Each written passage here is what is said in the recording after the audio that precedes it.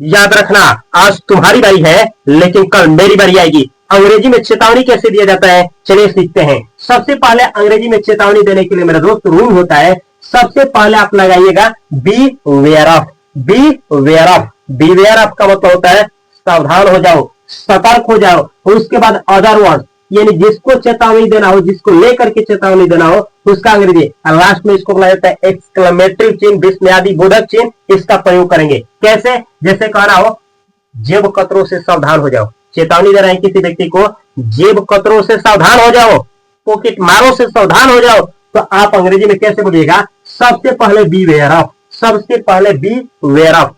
जेब जो काटने का काम करते हैं उनका अंग्रेजी होता है पिक पॉकेट्स। पिक पॉकेट का मतलब जेब कतरा, जेब को काटने वाला, तो बोलिएगा beware of pickpockets, beware of pickpockets, जेब कतरों से सावधान हो जाओ।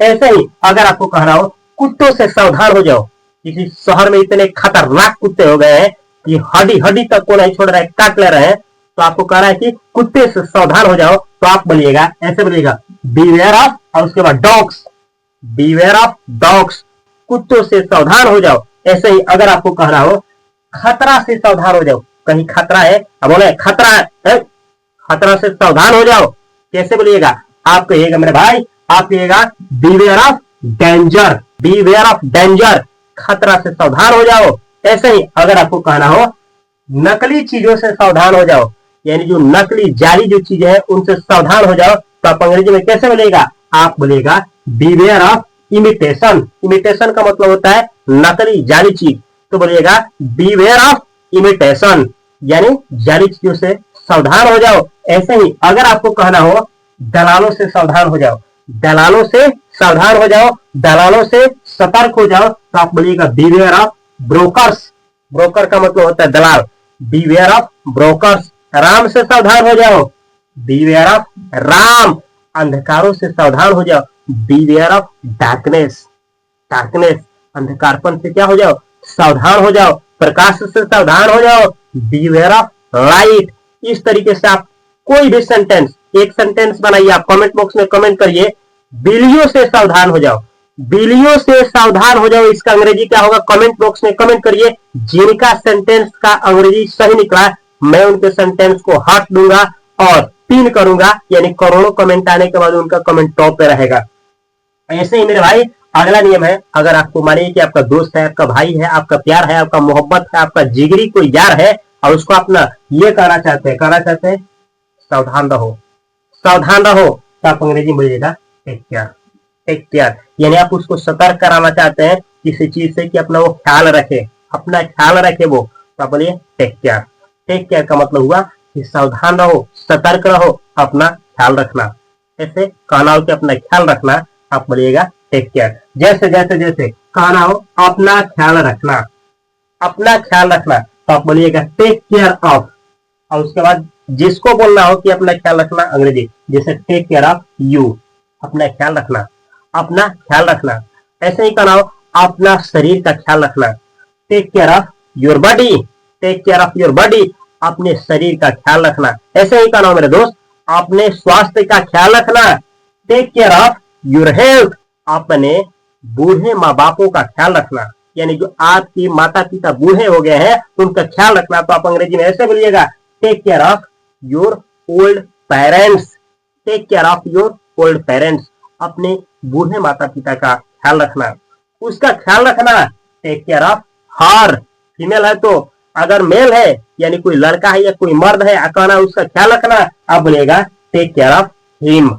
इस तरीके से अंग्रेजी बोला जाता है। ऐसे ही कह रहा हो बिल्लियों का क्या करना, कुत्ते का ख्याल रखना, टेक केयर ऑफ, और उसके बाद dog, take care of dog, कुत्ते का ख्याल रखना। इस तरीके से आप बोल सकते हैं कि किसी का ख्याल रखना, राम का ख्याल रखना, टेक केयर ऑफ राम, या कोई भी नाम हो सकता है तो टेक केयर ऑफ उसके बाद उसका नाम। ऐसे ही मेरे भाई अगर कह रहा हो सतर्क रहो, सतर्क रहो, खतरा कहीं पे दिखाई दे रहा है आपको, अब बोल रहे हैं सतर्क रहो, अंग्रेजी में बोलिएगा मेरे दोस्त, आप बोलिएगा be careful, be careful, be careful, सावधान हो जाओ, सतर्क हो जाओ। ऐसे ही या आप बोल सकते हैं बी वेयर, क्यों बोल दिए बी वेयर, बी वेयर यानी सतर्क हो जाओ, सावधान हो जाओ, कुछ अचानक कुछ घटने वाला है, कुछ खतरा आने वाला है, यह खतरा है, समझे। ऐसा ही कहना हो, याद रखना। तो याद रखने का अंग्रेजी होता है मेरा दोस्त माइंड यू।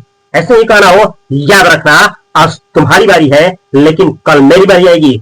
इस तरीके से अगर आप लिखना चाहें कि याद रखना आज तुम्हारी बारी है कल मेरी बारी होगी, तो आप ऐसा अंग्रेजी लिख सकते हैं माइंड यू, माइंड यू। आप इसको याद रखिए मेरे भाई, माइंड यू। ऐसे ही it it is your turn, your turn, your turn.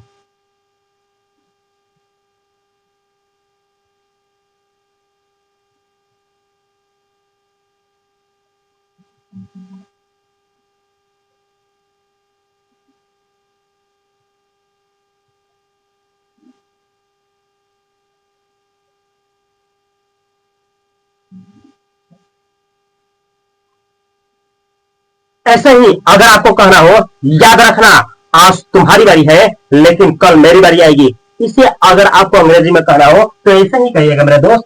आप बोलिएगा माइंड यू। क्या बोलना है? Mind you. कितना मस्त सेंटेंस है, आप याद कर सकते हैं। माइंड यू, याद रखना आज तुम्हारी बारी है।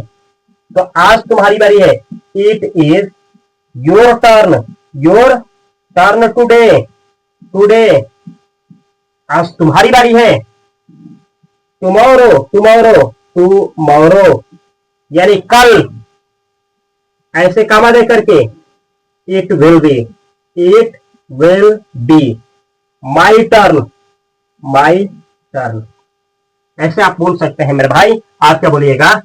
माइंड यू, याद रखना it is your turn today, आज तुम्हारी बारी है। टुमारो, कल, it will be my turn, कल मेरी बारी होगी।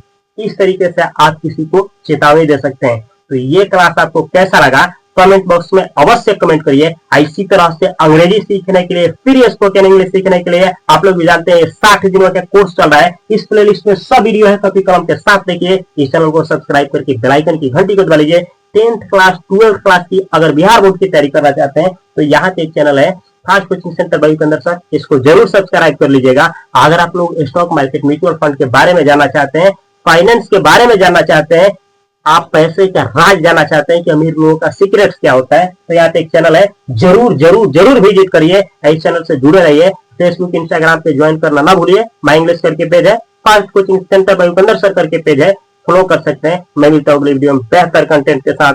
तब तक के लिए आप सभी को तहे दिल से नमस्कार। यह था डे स्पोकन इंग्लिश का 17वां 18वां, आपसे मिस ना हो, जुड़े रहिए। Thanks for watching this video. याद रखना आज तुम्हारी बारी है लेकिन कल मेरी बारी आएगी।